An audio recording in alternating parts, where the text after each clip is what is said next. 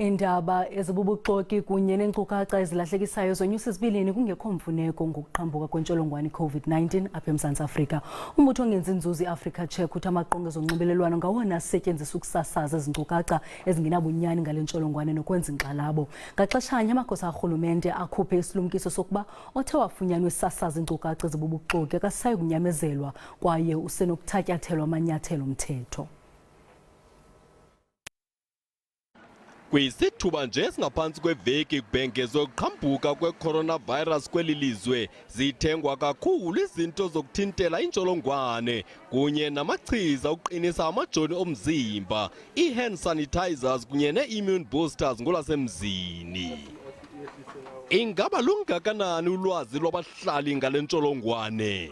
I know it is transmitted through physical contact or through the air. Coronavirus is just the bird flu.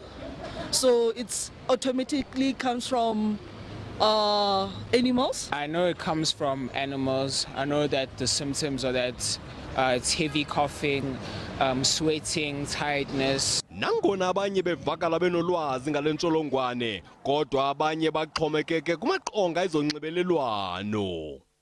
Umbutho ongenzi nzuzo iAfrica uthi isininzi solwazi olufumaneka kumaqonga ezonxibelelwano alunabunyani. We have seen conspiracy theories from the claim that the coronavirus was bioengineered, that it was artificially created in a lab somewhere in Wuhan in China. Uhambisa athi ulwazi oluncinane luyingozi. If people think they will not, for example, be well received in their communities, then they may not exactly go out to look for accurate information, or rather they may not even seek treatment. Qinisekisa ulwazi ngemithombo ethembekileyo kunye nababhali abaziwayo.